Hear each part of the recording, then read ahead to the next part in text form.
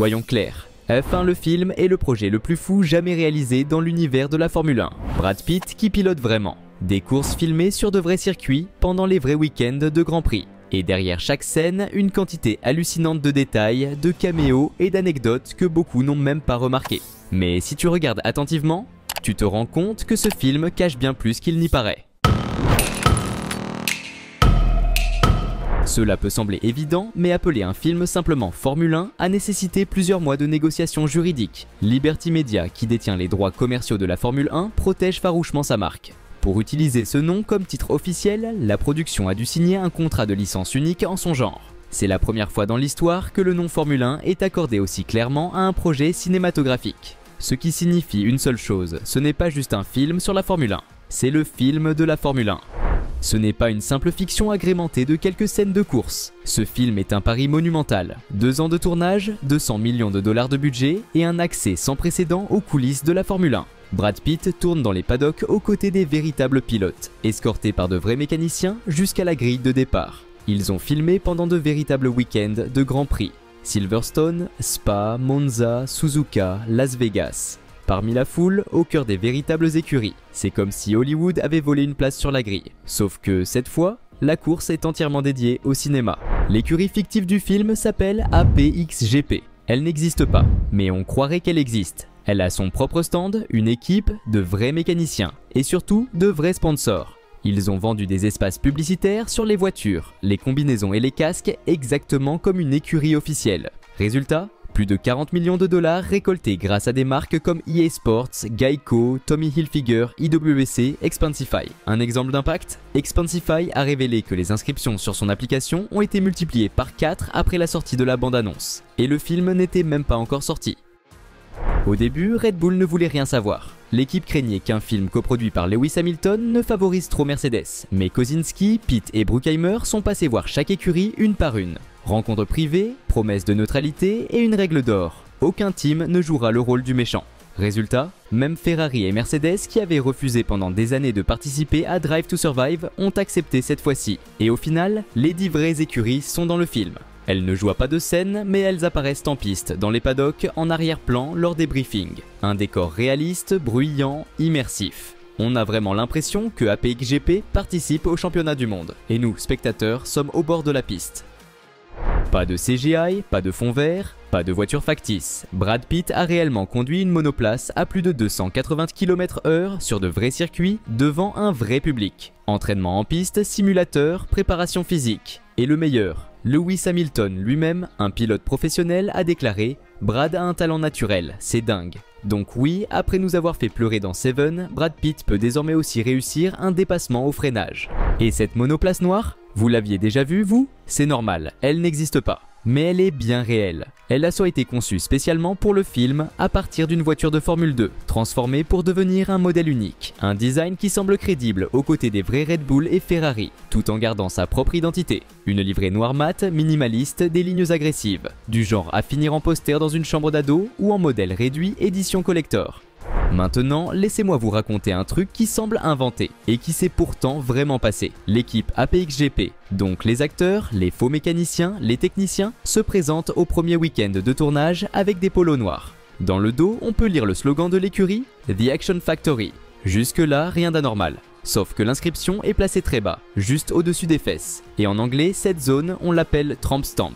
Un terme moqueur pour désigner les tatouages en bas du dos, style tribal, 13 années 2000. Vous voyez le genre. Quand les vrais mécanos de Mercedes et Ferrari ont vu ces polos, ils ont explosé de rire. Ils lançaient des vannes du style « C'est quoi ce look ?» On dirait un tatouage d'influenceuse de 2006. Ils ont tellement rigolé que juré, la production a retiré toutes les polos et les a refaites. Fin des slogans en bas du dos, fin du Tramp Stamp. Mais la honte, elle est restée dans l'histoire du paddock. Dans le film, Verstappen est le boss de mi-saison, à battre à Monza. Hamilton, lui, c'est le boss final, le dernier obstacle à Abu Dhabi. Et au milieu de tout ça, les véritables stars du paddock. Leclerc sur le podium, Norris qui gagne à Monaco, Alonso qui serre la main de Sonny Hayes, et même une fille en boîte qui repousse le héros en disant « Désolé, tu peux me présenter Carlos Sainz ?» En arrière-plan, on reconnaît Gasly, Ocon, Magnussen. Ce ne sont pas des figurants, ce sont vraiment eux. En chair, un os et un casque. Si vous avez vu Drive to Survive, vous savez que Gunther Steiner n'est pas exactement connu pour sa retenue. Et dans le film, il est fidèle à lui-même. Dans une scène, le garage APXGP explose de joie après une manœuvre incroyable. Un des mécaniciens, emporté par l'euphorie, se tourne vers le stand As et balance un doigt d'honneur. Plan coupé net sur Steiner, regard froid, mâchoire crispée. Pas un mot, mais inutile. C'est sa manière parfaite de dire, sérieusement, des clowns. Un caméo express, silencieux, mais ultra efficace. Un clin d'œil brillant pour tous les fans qui connaissent son tempérament de même ambulant. Toto Wolff est aussi dans le film, et il n'est pas là juste pour faire joli. Il a un vrai dialogue avec Joshua Pierce, où il laisse entendre qu'un baquet pourrait bien se libérer un jour chez Mercedes. Et en effet, l'APXGP roule avec des moteurs Mercedes, donc tout se tient. Et ce n'est pas le seul visage connu, on voit Zac Brown, parfait en mode attaché de presse, et Vasseur qui commente les performances d'APXGP avec son éternel air sceptique. Une vraie parade de figures de la fin, toutes dans leur propre rôle. Zéro figurant. Dans un film sur la F1, le commentaire, ça compte. Et ils n'ont pas pris n'importe quelle voix. Ils ont pris Martin Brundle et David Crofty Croft, les commentateurs officiels de Sky Sports F1. Ils commentent toutes les courses du film, pas avec des extraits recyclés. Ils ont enregistré des répliques inédites, comme s'il s'agissait d'un vrai Grand Prix. Et le mérite revient à Hamilton. C'est lui qui a insisté auprès de la production. Vous voulez du réalisme? Alors prenez les vrais commentateurs. Résultat, on a vraiment l'impression de regarder la F1 sur Sky, mais dans un film. Et dans la version française, on retrouve les voix bien connues des commentateurs officiels de F1 sur Canal+, notamment Julien Febvreau, voix emblématique des Grands Prix en France. Un choix qui renforce l'immersion pour tous les fans francophones. Pour tourner F1 le film, l'équipe a dû inventer la technologie. Ils ont créé 25 microcaméras 4K. Conçu spécialement pour le projet, de la taille d'un briquet, mais avec une qualité d'image digne de l'IMAX. Et ce n'est pas tout. Ils ont fabriqué des véhicules de tournage modifiés, équipés de 16 objectifs synchronisés. Même Fast and Furious n'est pas allé aussi loin. Et dans certaines vraies monoplaces, ils ont même caché des iPhones modifiés pour filmer en RAW 4K. Tu te souviens de la scène où Sonny Hayes provoque une voiture de sécurité pour aider son coéquipier? Ce n'est pas juste un rebondissement hollywoodien, c'est une référence directe au célèbre Crashgate de 2008, quand Piquet Jr. s'était volontairement crashé pour avantager Alonso. Dans le film, personne ne le dit clairement, mais on comprend. Et puis, il y a le drapeau bleu. Hayes laisse passer son coéquipier seulement au virage 6. Tu sais pourquoi? Parce que Hamilton a dit lui-même au scénariste: si tu veux perdre le moins de temps possible sous drapeau bleu, c'est là que tu laisses passer. Littéralement, c'est lui qui a écrit cette ligne technique. Dans le film, on apprend que Sonny a couru dans les années 90, contre qui? Senna et Prost. Sonny est bien un personnage fictif, mais il porte l'héritage d'une légende inachevée, un ancien prodige qui n'a jamais percé, un talent oublié. Et ça se ressent, dans ses dialogues, dans son regard sur le paddock, dans la colère qu'il ressent envers un monde qui a continué sans lui. Un peu Lauda, un peu Schumacher version comeback. Plein de cœur, plein de regrets. Et maintenant, à l'aube de la retraite, il a encore une dernière course à disputer. Et derrière tout ça, l'un des noms les plus lourds de sens, Lewis Hamilton. Il ne s'est pas contenté de prêter son image, il est producteur exécutif à travers sa société Dawn Apollo Films, et son rôle a été tout sauf symbolique. Il a lu chaque version du scénario.